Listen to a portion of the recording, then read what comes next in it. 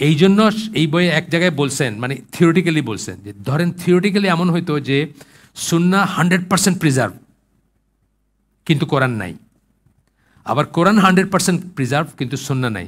দুইটার ভিতর কিন্তু সুন্নাহ 100% প্রিজার্ভ, কোরআন না থাকলেও আপনি দিন পালন করতে পারবেন।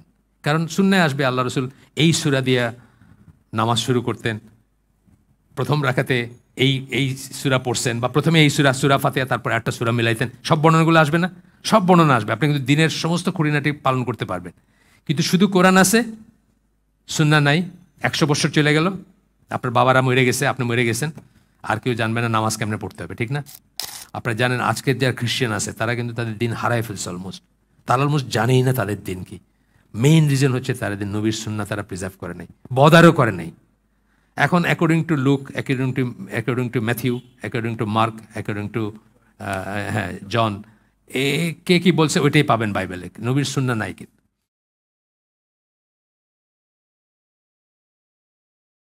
আল্লাহ বরং সকল ব্যাপারে, সব ইস্যুতে মানুষের জন্য তাকে অপরিহার্য করে রেখেছেন। অপরিহার্য, আনঅ্যাভয়েডেবল, ইনএভিটেবল। অপরিহার্য কথা ইংলিশ, আনঅ্যাভয়েডেবল হতে পারে, ইনএভিটেবল হতে পারে, মানে কোনো বাইপাস করার রাস্তা নেই। এবং সেটার প্রমাণ হিসাবে তার কিতাবে লিপিবদ্ধ কর্তব্য সময়ের অর্থ পরিষ্কার করে দেওয়ার ক্ষেত্রে সুন্নাহর ব্যবহারের দৃষ্টান্ত দেখিয়েছেন। কিতাবে যা আছে, লিপিবদ্ধ আছে, সেটার অর্থ কে পরিষ্কার করে দিছেন? রাসূল করে দিছেন। রাসূল যে অর্থ বলছেন সেটাই ফাইনাল, আমি কি বুঝছি সেটা ফাইনাল না, বা আমি অনেক সময় বুঝিই নাই কি বলছেন আল্লাহ। যেন এটা জানা যায় যে আল্লাহর কিতাবে লিপিবদ্ধ কোনো আদেশের সুনির্দিষ্ট অর্থ বের করার ব্যাপারেই হোক, মানে কোনো একটা কথার সুনির্দিষ্ট অর্থ কি, যেমন আমরা পড়ে আসছি হাত কাটা চোরের, কতটুক চুরি করলে চোর বলবেন আপনি? হাত কাটার অপরাধ? আল্লাহ তো বলেন নাই, কে বলছেন? রাসূল বলছেন। কতটুকু হাত কাটবেন? এখান থেকে নিয়ে বাহুমূল থেকে নিয়ে এই পর্যন্ত সবটুকু, নাকি কবজি, নাকি কোনোই পর্যন্ত কতটুকু কাটবেন? জেনারেল রুলিংকে নির্দিষ্ট করে দিয়ে গেছেন আল্লাহ রসুল সাল্লাল্লাহু আলাইহি ওয়াসাল্লাম। আল্লাহ বলেন নাই কতটুকু, সেটাই বলতেছেন এখানে যে আল্লাহর কিতাবে লিপিবদ্ধ করা আদেশের সুনির্দিষ্ট অর্থ বের করার ব্যাপারেই হোক, মানে সুনির্দিষ্ট অর্থ কী, আসলে কী বোঝাইছেন আল্লাহ এটা দিয়ে, অথবা আল্লাহর কিতাবে উল্লেখ নেই এমন কোনো বিষয়ে আইন প্রণয়নের ব্যাপারেই হোক। আল্লাহর কিতাবে আল্লাহ বলেন নাই, কেন বলেন নাই সেটা আল্লাহর উইজডম। আমরা এখানে পড়ে আসছি প্রচলনের কথা আল্লাহ বলেন নাই, কিন্তু বোঝা গেছে যে এটা আল্লাহর আদেশে করা হয়েছে। জানাজার নামাজের কথা আল্লাহ বলেন নাই, কিন্তু বোঝা গেছে যে এটা আল্লাহর নির্দেশে করা হয়েছে। এই ধরনের অনেক ব্যাপার আছে, জানাজার নামাজ, আজান, এগুলো কোরআনের আদেশ থেকে হয় নাই, আল্লাহ রসুল থেকে প্রথমে ওইটা শুরু হয়েছে, তারপরে আল্লাহ কোরআনে ওটাকে সেকেন্ডেড করছেন বা ওটার উল্লেখ করছেন যে এইখানে যারা শিরকের উপর মারা গেছে তাদের জন্য করবা না, তাদের জানাজায় দাঁড়াবা না, বা জানাজায় করবে না, বা এই ধরনের ব্যাপার। মানে অথবা আজানের কথাও বলছেন যে আজান শুনলে তারা করে, বিদ্রোপ করে কাফেররা, এরকম একটা আয়াত আছে কোরআনে, হাসি ঠাট্টা করে বা বিদ্রোপ করে তারা। কিন্তু আজান যে এই যে প্রচলন হইল, এটা তো রসুলের কথাই হয়েছে, এটা আল্লাহর কথা মানে কোরআনের কথা হয় নাই। আল্লাহর কথাই অবশ্যই ওয়াহি, কিন্তু কোরআনের থেকে না।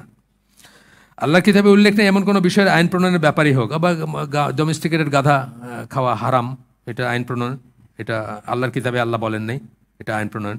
বা আপনি মরা মাছ খেতে পারেন, মরা পশু আল্লাহ নিষেধ করছেন, আল্লাহ রসুল বলছেন মরা মাছ খেতে পারো, সমুদ্রের সমস্ত প্রাণী মৃত হইলেও খাওয়া যাবে তাদের, এটা বলছেন।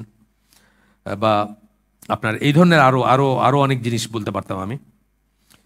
এর যে কোনো অবস্থায় আল্লাহর এই যে কোনো অবস্থায় আসলে আল্লাহর আদেশ উপস্থাপন করে এবং তা রসুলের আদেশের সাথে সম্পূর্ণ সঙ্গতিপূর্ণ, মানে এই যে কোনো কিছুই হলে এর যে কোনো অবস্থায় আসলে আল্লাহর আদেশ উপস্থাপন করে। অর্থাৎ আল্লাহ রসুল যে বলছেন ডোমেস্টিকেটেড গাধা খায় না, আল্লাহ রসুল যে বলছেন যে মাছ খাইতে পারো মৃত হইলেও, আল্লাহ রসুল যে বলছেন যে খালাবঞ্জি এবং ফুফু ভাইজিকে একত্রে বিয়েতে রাখো না, এই সব কিছুই আসলে আল্লাহর কথা, আল্লাহর আদেশ আসলে, কিন্তু বলছেন রসুল, আল্লাহ কোরআনে বলেন না, এই কথাটাই বলতেছেন। এর যে কোনো অবস্থায় আসলে আল্লাহর আদেশ উপস্থাপন করে, আল্লাহর আদেশকে উনি উপস্থাপন করছেন আমাদের সামনে, এবং তার রসুলের আদেশের সাথে সম্পূর্ণ সঙ্গতিপূর্ণ।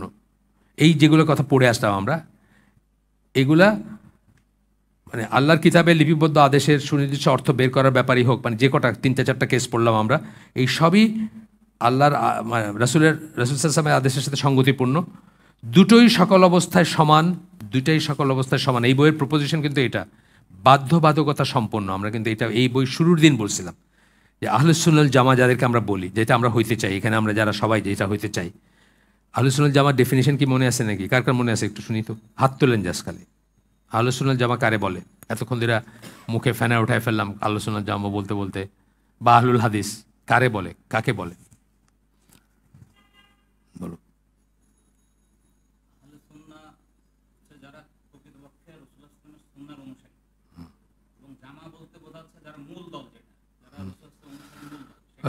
মানে মোটামুটি হয়েছে, তবে একদম পিনপয়েন্ট জিনিসটা হচ্ছে যে আল্লাহ এবং আল্লাহ রসুলের সাহাবীরা, আল্লাহ রসুল এবং আল্লাহ রসুলের সাহাবীরা যে পথ এবং আকিদা মানহাজের উপর ছিলেন, সেই পথ এর উপর যারা থাকবে কিয়ামত পর্যন্ত, তাদেরকে আমরা বেশ কয়েকটা নামে ডাকি। আহলুস সুন্নাল জামা, আহলুল হাদিস, আহলুল আসার, তাইফা মানসুরা, ফিরকাতুন নাজিয়া।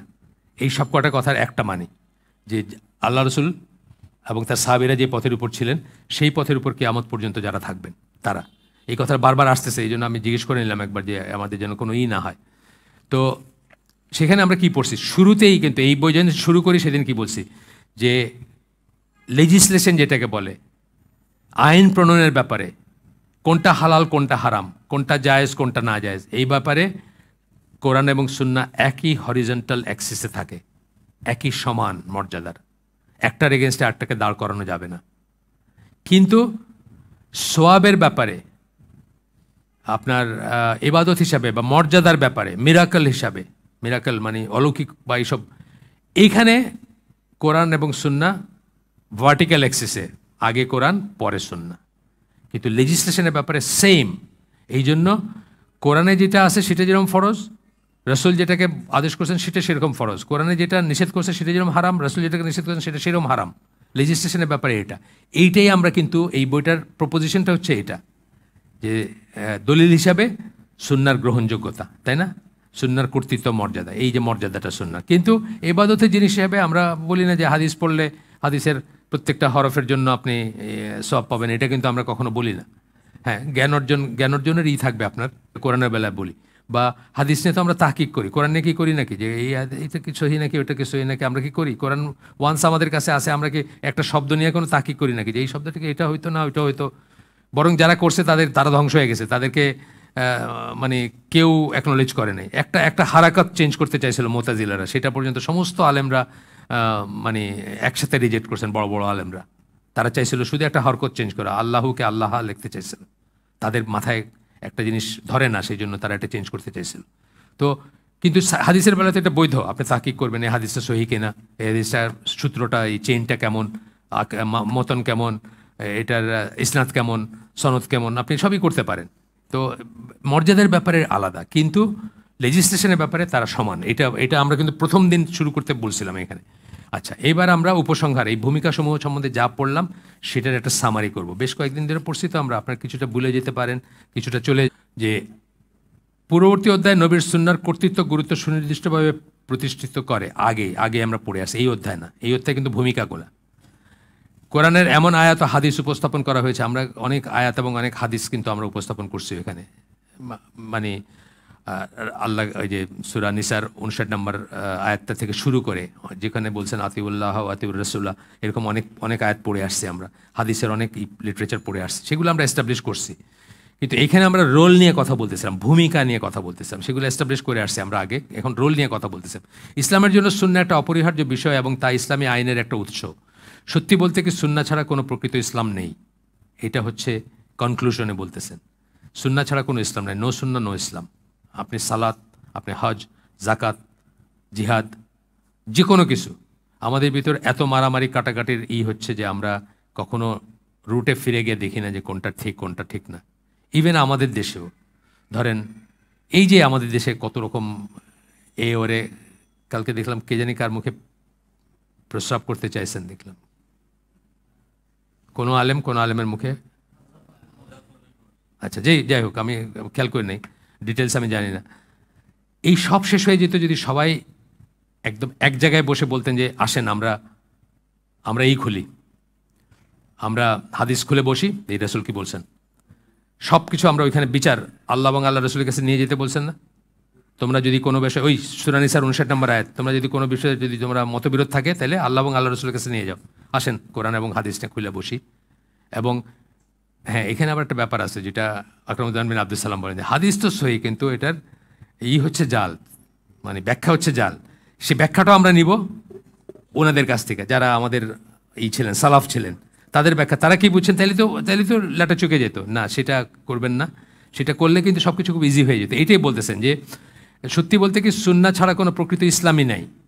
তাইলে যে কেউ যদি যে কোনো ডিসপিউটকে আমরা ওইখানে নিয়ে গেলে কিন্তু আমরা বুঝতাম যে এটা ঠিক কিনা, তাই না? ধরেন এই যে আয়াতটার কথা বলতেছি, সূরা নিসার 59 নম্বর আয়াত, এটা হচ্ছে মাযহাবের এগেনস্টে সবচেয়ে স্ট্রং দলিল, মাযহাব মানার এগেনস্টে বা মাযহাবের গোড়ামির এগেনস্টে সবচেয়ে স্ট্রং দলিল এটা। অথচ এইটার উপরে এইটাকে দলিল বানায় বই লেখা হয়েছে মাযহাব কিও কেন, মানে মাযহাব যে মানবেন আপনি সেটা কেন হয়েছে এটা। কারণ এইটা ঠিক আছে, আয়াতটা ঠিক আছে, কিন্তু এই আয়াতটার পটভূমিটা কি, এটা সম্বন্ধে রাসূল কি বলছেন, রাসূল কীভাবে ওই মানে প্রবলেমটা সলিউশন করছেন, এইটা জানলেই কিন্তু আমরা বুঝতাম যে এটা কোনটা ঠিক। এটাতে আপনি জানেন তো, ঘটনাটা বলছিলাম আগে এখানে, একজন সাহাবীর আন্ডারে একটা দলকে কোনো একটা মানে মিশনে পাঠাইছিলেন আল্লাহ রসুল। ওনার সাথে ওনার অধীনস্থদের বনিবনা হয় নাই কোনো কারণে। উনি ওদেরকে মানে কাঠ জড়ো করতে বলছেন, জড়ো করে আগুন দিতে বলছেন। তারা আগুন দিছেন, তারপরে ঝাঁপ দিতে বলছেন ওইখানে। ওনারা সেটাও মনে করছেন যে, অনেকেই মনে করছেন এটাও শিরোধার্য, কারণ আমিরের কথা মানতে হয়। এটা তো ইসলামে আমিরের পজিশন তো খুব অন্যরকম, স্পেশালি যখন কোনো একটা যুদ্ধে বা পাঠাইছেন, এক্সপেডিশনে পাঠাইছেন বা কোনো একটা মিশনে। একজন ইয়াং সাহাবী বলছেন যে না, আমার মনে হচ্ছে এখানে কোনো একটা ভুল আছে, চলো আমরা এটা রাসূলের কাছে নিয়ে যাই, আল্লাহ রসুল কী বলেন। সেই উপলক্ষে এই আয়াতটা নাজিল হয়েছে যে যদি তোমরা ডিসপিউট করো, মানে আল্লাহ রসুলের সাথে আনুগত্য যেভাবে শিরোধার্য, ওই সেন্সে শিরোধার্য না। আমির ভুল করতে পারেন, এই স্কোপটা আছে, কারণ আমির ডিভাইনলি প্রোটেক্টেড না। উলিল আমর যাদেরকে বলি, সেটা মসজিদের ইমাম হইতে পারেন, সেটা যুদ্ধের আমির হইতে পারেন, দেশের প্রেসিডেন্ট হইতে পারেন। তারটা একটা ভুল হওয়ার স্কোপ আছে, কারণ উনি আল্লাহর প্রোটেক্টেড না, ডিভাইনলি প্রোটেক্টেড না। সেইটা যদি আমরা মনে করি কখনো যে উনি ভুল করতেছেন, ওনাকে চ্যালেঞ্জ করি, তখন কি করণীয়? আল্লাহ এবং আল্লাহ রসুলের কাছে নিয়ে যেতে হবে, কোরআন এবং হাদিসের কাছে নিয়ে যেতে হবে। এইটা যদি আজও আমরা সবাই করতে পারতাম তাহলে কিন্তু আমাদের ডিসপিউট চলে যেত। কিন্তু যখনই আপনি দেখাই দেবেন, তারপরে বলবেন যে এটা আমাদের মাযহাবের নাই, বা এটা আমাদের আলেমরা বলেন নাই, বা এটা আমার পীর সাহেব বলেন নাই, অথবা আমি যার মুরিদ তিনি বলেন নাই, অথবা আমি ইমারা বা যাকে আমির মানি উনি বলেন নাই, এইখানে কিন্তু আমরা পাশ কাটায় যাই আর কি। তো এটাই বলতেছেন এখানে যে সুন্নাহ ছাড়া কোনো প্রকৃত ইসলামই নেই। এটা বোল্ড ফেস করে দিয়েছেন এখানে এই বইয়ে, ইচ্ছা করে দিয়েছেন যে মানে এই বোঝটা আমাদের মাথায় থাকবে, নো সুন্নাহ নো ইসলাম। এরপরে একটা করে কনক্লুশনগুলো পড়বো আমরা। প্রথমটা হচ্ছে, নবী কোরআন ব্যাখ্যা করেছেন, তার ব্যাখ্যা এবং প্রয়োগ ছাড়া ঠিক কিভাবে শুদ্ধভাবে কোরআনকে প্রয়োগ করতে হবে কারো পক্ষে তা জানার কোনো উপায় থাকবে না যদি আমরা সুন্নাহ না মানি এবং তার লিটারেচার, মানে তার থেকে যেগুলো আসে সব যেন বাদ দিয়ে দিলাম, তাহলে কোরআন কীভাবে প্রয়োগ করতে হবে এটা জানার কোনো উপায় থাকবে না। আকিমুস সালাহ, কীভাবে সালাত, এই জন্য এই বইয়ে এক জায়গায় বলছেন, মানে থিওরিটিক্যালি বলছেন যে ধরেন থিওরিটিক্যালি এমন হইতো যে সুন্নাহ 100% প্রিজার্ভ কিন্তু কোরআন নাই, আবার কোরআন 100% প্রিজার্ভ কিন্তু সুন্নাহ নাই। দুইটার ভিতর কিন্তু সুন্নাহ 100% প্রিজার্ভ, কোরআন না থাকলে আপনি দিন পালন করতে পারবেন। কারণ সুন্নায় আসবে আল্লাহ রসুল এই সূরা দিয়া নামাজ শুরু করতেন, প্রথম রাকাতে এই সূরা পড়ছেন, বা প্রথমে এই সূরা ফাতিহা, তারপর একটা সূরা মিলাইতেন। সব বর্ণনাগুলো আসবে না? সব বর্ণনা আসবে, আপনি কিন্তু দিনের সমস্ত খুঁটিনাটি পালন করতে পারবেন। কিন্তু শুধু কোরআন আছে, সুন্নাহ নাই, 100 বছর চলে গেল, আপনার বাবারা মরে গেছে, আপনি মরে গেছেন, আর কেউ জানবে না নামাজ কেমনে পড়তে হবে, ঠিক না? এইটা বুঝতে হবে যে এটা কত ইম্পর্টেন্ট জিনিস। আচ্ছা আসেন, অন্য কথা বলতে গেলে আল্লাহ কোরআন নাজিল করেছেন, কিন্তু সেটা এমনভাবে নাজিল করেছেন যাতে কখনোই সেটাকে নবীর সুন্নাহ থেকে বিচ্ছিন্ন করা না যায়। এইভাবেই নাজিল করছেন। দিন পালন করতে হলে বিচ্ছিন্ন করতে পারবেন না। আর সেরকমটা করার যে কোনো রকম প্রচেষ্টায় পরিণতি ভয়াবহ করুন। যে সেটা করবে তার এইটা ভয়াবহ এবং করুন। আপনারা জানেন আজকের যারা খ্রিস্টান আছে তারা কিন্তু তাদের দিন হারায় ফেলছে, তারা অলমোস্ট জানেই না তাদের দিন কি। মেইন রিজন হচ্ছে তাদের নবীর সুন্নাহ তারা প্রিজার্ভ করে নাই, বদারও করে নাই। এখন according to Luke, according to Matthew, according to Mark, according to John, কে কি বলছে ওইটাই পাবেন বাইবেলে, নবীর সুন্নাহ নাই কিন্তু। এরপরে বলতেছেন, এরপরের কনক্লুশন, এরপরের পয়েন্টটা, এটাও বোল্ড ফেজ, কোরআন এবং হাদিস দ্বারা এটা প্রমাণ করা হয়েছে যে, আমরা আগের থেকে এই পর্যন্ত যা পড়ছি, নবী সাল্লাল্লাহু আলাইহি সাল্লাম ছিলেন আইনের এক স্বনির্ভর উৎস। ইন্ডিপেন্ডেন্ট অফ দ্য কোরআন, এটা মনে রাখবেন সবসময়। এমনিতে তো আইনের উৎসই ছিলেন, কোরআন কোথায় পাইছি আমরা? তার কাছ থেকেই তো পাইছি। কিন্তু ইন্ডিপেন্ডেন্ট অফ কোরআন, কোরআন যদি কোরআনের কথা যদি নাও হয়, নাও থাকে, তারপরে উনি একটা স্বনির্ভর উৎস, এটা মাথায় প্ল্যান করাটা খুব দরকারি। মুসলিমরা কোরআনকে মেনে চলতে যেরকম বাধ্য, ঠিক একইভাবে রাসূল সাল্লাল্লাহু আলাইহি ওয়াসাল্লামকে মেনে চলতেও তারা বাধ্য মাস্ট, এটা আমাদের জন্য অব্লিগেটরি, আমাদের জন্য এটা খুব ইম্পর্ট্যান্ট একটা বুঝ। কেননা দিন সংক্রান্ত তার কথা এবং কোরআন উভয়ের উৎসমূল হচ্ছেন আল্লাহ। দিন সম্বন্ধে যা বলছেন সব ওহীভিত্তিক, আমরা এটা তো পড়ে আসছি। ওহী কার কাছ থেকে আসছে? আল্লাহর কাছ থেকে। কিতাব ওয়াল হিকমা, কোরআনের ভাষায় কিতাব হচ্ছে কিতাব, হিকমা হচ্ছে সুন্নাহ, এটা আমরা পড়ে আসছি, এস্টাবলিশ করে আসছি। সো দুইটারই উৎস কি? ওয়াহি কার থেকে আসে? আল্লাহর কাছ থেকে আসে। এবং যে কেউ এসব মেনে আসলে আল্লাহরই ইবাদত করছে, যখনই সে সুন্নাহকে মানবে, আল্লাহ রসুলের আদেশ মানবে, সে আসলে আল্লাহর ইবাদত করতেছে। সুতরাং কেউ যদি সঠিকভাবে আল্লাহর ইবাদত করতে চায়, এটা কি ইলেকশন? এটা কার কনস্টিটিউয়েন্সি? এটা আচ্ছা, আমাদেরটা আবার হিরো, মানে ওই ওনার নাম কি, ফেরদৌস। আমি দেখলাম সেন্ট্রাল রোডে ওনারই, মানে দেখা 10। আচ্ছা, সুতরাং কেউ যদি সঠিকভাবে আল্লাহর ইবাদত করতে চায়, তবে তাকে অবশ্যই নবীর কাছ থেকে আসা ব্যাপারগুলো অনুসরণ করতে হবে এবং মেনে চলতে হবে। কোরআনের সেই ব্যাপারগুলোর উৎস থাকুক বা না থাকুক, এটা পুরাটা বোল্ড করে দিয়েছেন কনক্লুশনটা আর কি। কেউ যদি সঠিকভাবে আল্লাহর ইবাদত করতে চায়, আপনি আল্লাহর ইবাদত করতে চান, হ্যাঁ, আপনি বলতেছেন ইয়াকা না'বুদু ওয়া ইয়াকা নাস্তাইন, আপনি শুধু আল্লাহর ইবাদত করেন, তাহলে আপনাকে কী করতে হবে? অবশ্যই নবীর কাছ থেকে আসা ব্যাপারগুলো অনুসরণ করতে হবে। কিভাবে নামাজ পড়বেন, কিভাবে ইবাদতটা করবেন। এই জন্য আমরা কি দেখছি, মানে ইবাদত কবুলের শর্ত ইমানের পরে দুইটা, শুধু আল্লাহর জন্য হইতে হবে এবং আল্লাহ রসুলের দেখায় দেওয়া পদ্ধতিতে হইতে হবে ইবাদত। কোরআনের সেই ব্যাপারগুলোর উৎস থাকুক আর না থাকুক, থাকলেও না থাকলেও। আচ্ছা, এরপরের পয়েন্টটা, নবী ছিলেন নিখুঁত উদাহরণ। সবকটা আমরা পড়ে আসছি, কিন্তু এখন জাস্ট চ্যাপ্টারটাকে সামারাইজ করতেছেন। নিখুঁত উদাহরণ, তিনি সিরাতুল মুস্তাকিম বা সরল পথের অনুসরণ করেছিলেন বা সরল পথের উপর ছিলেন। আর তাই কেউ যখন সেই পথ সম্বন্ধে জানতে চায়, আপনি খুঁজেন না ইহদিনাস সিরাতুল মুস্তাকিম, আপনি বলেন না? আপনি আল্লাহকে বলতেছেন আমাকে সরল পথ দেখো, তাহলে কি আপনি নবীর পথ দেখতে হবে? আপনি চাইতেছেন, আপনি যদি সিনসিয়ার হন আপনার চাওয়াতে, যেটা 17 বার আপনি বলেন আল্লাহকে যে আমাকে সরল পথ দেখাও, তাই যদি আপনার ঠিক হয়, কথাটা যদি আপনার ঠিক হয়, আপনি যদি সত্যবাদী হন, তাহলে কি করতে হবে? তাহলে আপনাকে উদাহরণ খোঁজ করবেন এবং কোথায় যাবেন? আপনি সুন্নাহর কাছে যাবেন। এটাই বলতেছেন, তিনি সিরাতুল মুস্তাকিম বা সরল পথের অনুসরণ করেছিলেন। আর তাই কেউ যখন সেই পথ সম্বন্ধে জানতে, আচ্ছা নামাজ কেমনে পড়তে বলছেন, আচ্ছা রোজা কেমনে রাখছেন, কখন ইফতার করছেন, কখন সেহরি কাট অফ করছেন, হ্যাঁ, কোন সময়টাকে সেহরি কাট অফের সময় মাপছেন, হজের বাহনে চড়ে তাওয়াফ করা যাবে কিনা, লাঠি দিয়া টাচ করা যাবে কিনা, মানে কত কিছু আছে না, মানে বর্ণনায় কত রকম জিনিস আসছে। কাছে না যাইতে পারলে কি করতে হবে, হজে আছে, রোজায় আছে, জাকাতে আছে, কাকে দেওয়া যাবে কাকে দেওয়া যাবে না, কিসের জাকাত দেওয়া যাবে কিসের জাকাত দেওয়া যাবে না, কিসের জাকাত দিতে হবে না হবে ইত্যাদি। এবং তার জন্য অবশ্য, আচ্ছা গেল, তার জীবনের সবচেয়ে শ্রেয় আর কোনো জীবনযাত্রা হতে পারে না। তার জীবনের ধরনের চেয়ে, মানে রাসূল সাল্লাল্লাহু আলাইহি ওয়াসাল্লামের জীবনের ধরন যেটা ছিল, তার চেয়ে শ্রেয় আর কোনো জীবনযাত্রা হতে পারে না, ওয়ে অফ লাইফ হতে পারে না। এটা কিন্তু ইমান বিনষ্টকারী বিষয়।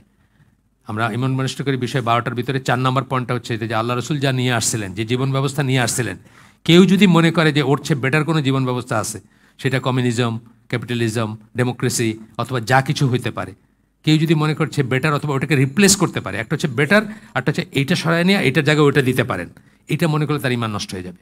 ইমান বিনষ্টকারী বিষয়ের একটা কিন্তু এটা আমাদের ভিতরে ঘরে ঘরে আমরা মনে করি যে ওয়েস্টার্ন মানে যে শাসন ব্যবস্থা, তাদের ডেমোক্রেসি, তাদের ক্যাপিটালিজম, তাদের সোশ্যালিজম, তাদের কমিউনিজম, এগুলো শ্রেয় আমরা মনে করি না। আমরা অনেকেই মনে করি কোরআন এখন আর কাজ করে না, সুন্নাহ এখন আর কাজ করে না। ওই প্রস্তর যুগের এই দিয়ে এখন বলে মানুষ এরকম উল্টো কি অদ্ভুত উটের পিঠে চলেছে স্বদেশ। আপনি ওই উল্টা একজন বলছেন, একজন উল্টা উটের পিঠে চড়াই দেওয়া যাবে না, মানে আপনি আবার অন্ধকার যুগে নিয়ে যেতে পারেন না। এখন ফতোয়া নিষিদ্ধ করছিলেন যেই বিচারপতি, উনি বলছিলেন আর অন্ধকার যুগে নিয়ে যাওয়া যাবে না, ফতোয়া নিষিদ্ধ করছিলেন না একজন বিচারপতি, জানেন তো আপনার। এরপরে বোধহয় ওটা পরে চেঞ্জ করা হয়েছে। হ্যাঁ, উনি উনি আমার মানে ভেরি আনফর্চুনেটলি উনি আমার নেইবার ছিলেন এবং আমার মুরব্বী ছিলেন। তখন উনি অ্যাডভোকেট ছিলেন, যা বিচারপতি হন নাই। আমার নেইবার ছিলেন এবং উনি খুব পায়াস একটা ফ্যামিলির, ওনার বাবা খুব পায়াস ছিলেন। ওনাদের মানে দেশের বাড়িতে আমি গেছি, মানে রাজশাহীতে ওনার বাড়ি, ওখানে গেছি আমি। তো যাই হোক, এটা কিন্তু অনেক মুসলিম মনে করে, এটা ওনার দোষ না। সেকুলার শিক্ষিত বা আমরা যারা স্কুল ইউনিভার্সিটিতে পড়ছি, আমাদের অনেক মুসলিম মনে করেন যে ঠিক আছে, কোরআন হাদিস ঠিক আছে মানবো, নামাজ রোজা তো সবই করতেছি, হজ করছি, জাকাত দিছি, রোজা রাখতেছি, বাট এই সমাজকে আবার ওইখানে ফিরে নেওয়া যাবে না, এটা তো ইম্পসিবল একটা ব্যাপার, অন্ধকার যুগে চলে যাব আমরা, এটা কিন্তু অনেকেই মনে করে। আমাদের দেশে তো বলেই, মানে প্রকাশ্যেই বলে আমাদের দেশে, আর মনের ভিতরে অনেকেরই আছে যে এটা আসলে কাজ করে না। তো এরপরে বলতেছেন তার জীবনযাত্রা, ওয়ে অফ লাইফ, তার চেয়ে শ্রেয় কোনো লাইফ হইতে পারে। এটা কিন্তু আকিদা পয়েন্ট, ইমান বিনষ্টকারী বিষয়। যদি আপনি মনে করেন যে আমেরিকানদের life, Canadian lifestyle, way of life, এটা আমাদের চেয়ে শ্রেয় যদি মনে করেন, আপনারা অজ্ঞত থাকতে পারে, আপনি আমাদেরটা না জানতে পারেন, সেটা অন্য, যে জানেন, পড়েন, পড়াশোনা করেন, কিন্তু আপনি যদি মনে করে নেন যে এটা শ্রেয়, তাহলে আপনার কিন্তু ইমান নষ্ট হয়ে যাবে, আপনার মুসলিম না, মুসলিম থাকবেন না। আচ্ছা, একজন মুসলিম যদি সঠিক উপায়ে নবীর অনুসরণ করে, তবে সে নিশ্চিত হতে পারে যে সে এমন এক আচরণ করছে যা আল্লাহ সন্তুষ্টি বয়ে আনে। আপনি যদি নবীর মতো করে জীবনযাপন করেন, তাহলে বুঝবেন যে আল্লাহর সন্তুষ্টি আছে যেটাতে, সেই লাইফটা আপনি লিড করতেছেন, এবং আল্লাহ তার ডিভাইন উইজডমে কিয়ামত পর্যন্ত বা আরও পরে পর্যন্ত, একদম শুরু থেকে শুরু, শেষ থেকে শেষ পর্যন্ত সব কিছু জেনে এটা আপনার জন্য নির্ধারণ করছেন। সুতরাং এইটাই সর্বশ্রেষ্ঠ, এটা আপনার ভিতরে থাকবে যদি আপনি সেইভাবে বিশ্বাস করেন তাইলে, এবং আপনি তখন নবীর এটাই শ্রেষ্ঠ মনে করবেন এবং সেটাই আপনি ফলো করবেন।